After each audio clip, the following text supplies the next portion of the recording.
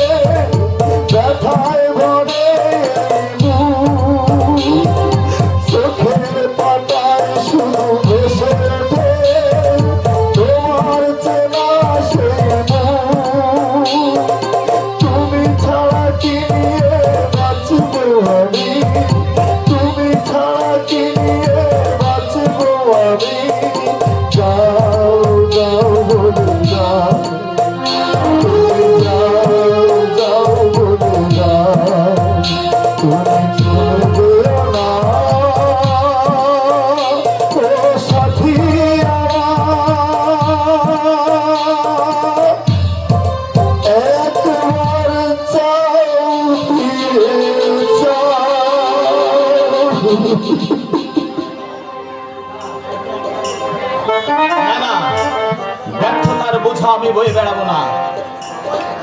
পরাজয়ের গ্লানি থেকে আমি মুক্ত হবই।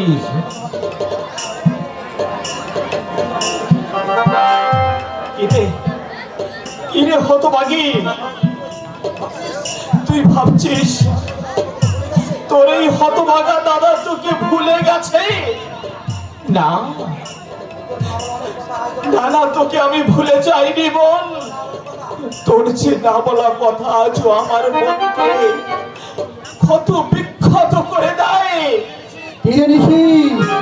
এই কাল ছবি বুকের মধ্যে ধরে আছিস, নিশ্চয়ই তোর প্রেমিকা তুই জেলে গেছিস বলে ঘৃণায় তোকে প্রত্যাখ্যান করেছে। না না, তুই বিধায় তার কথা ভেবে বলছিস। জানিস এই যুগের মেয়েরা সহজে যেমন পুরুষকে মন দেয়, তেমনি আবার সহজে মন ফিরিয়ে নেয়। তুই গিয়ে দেখ, তোর প্রেমিকা এতদিন অন্য কারো সংসার করছে, তোর স্মৃতি তাকে এতটুকু দংশন করছে না। না বাবলাদা, এ আমার কাছে ঢুকাতে চাইছিস বলে? ব্রাদার, এই বাবলা আমস্থানের চোখ থেকে কেউ কোনোদিন কিছু ফাঁকি দিতে পারে না। আমি প্রায় দেখি, প্রায় রাত্রে তুই একটা মেয়ের নাম নিয়ে চিৎকার করে উঠিস। তোর দুঃখ, তোর ব্যথা আমি কি বুঝতে পারছি? অনেক দুঃখ, অনেক ব্যথা এই রূপটার মধ্যে জমা আছে। আমি এমন এক অকর্মণ্য অপদার্থ দাদা, আবার এই দুর্ভাগ্যে বোনকে আমি রক্ষা করতে পারিনি বাবলাদা, আমি রক্ষা করতে পারিনি। অথচ আমার বাবা মা এই হতভাগ্যকে আমার হাতে ছাড়তে বলেছিল। নিশ্চিন্তে তারা স্বর্গে গেছেন, আমি পারিনি বাবা মার আদেশে রক্ষা করতে।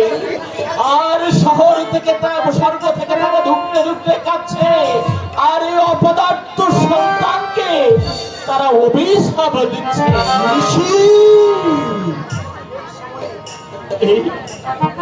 এই ছবিটা আবার হতভাগিনী বোন শ্যামলী।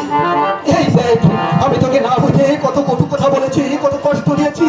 তুই আমাকে ক্ষমা করে দে নিশি। ক্ষমা? হ্যাঁ ক্ষমা। আমার কাছে ক্ষমা চাইছো বাবলাদা? হ্যাঁ নিশিত, আমি ক্ষমা চাইছি। এই বাবলা আমস্থান প্রথম কারো কাছে ক্ষমা চাইছে, কিন্তু কেন জানিস? ওই শ্যামলী শুধু তোর বোন নয়, ও আমার বোন। ওই শ্যামলী হত্যাকারী শুধু তোর শত্রু নয়, সে আমার শত্রু। মানুষ কাছে এলেই আপন, আর দূরে গেলেই পর। একবার যখন আমাকে দাদা বলে ডাকছিস, তখন তোর দুঃখ ব্যথা আমাকে তো বুঝতেই হবে। তোর ব্যথার সমব্যথী হতে না পারলে আমি প্রকৃত দাদা হতে পারলাম করি? তোমার এই ভালোবাসা, তোমার এই ঋণ আমি কোনোদিন শোধ করতে পারবো না দাদা।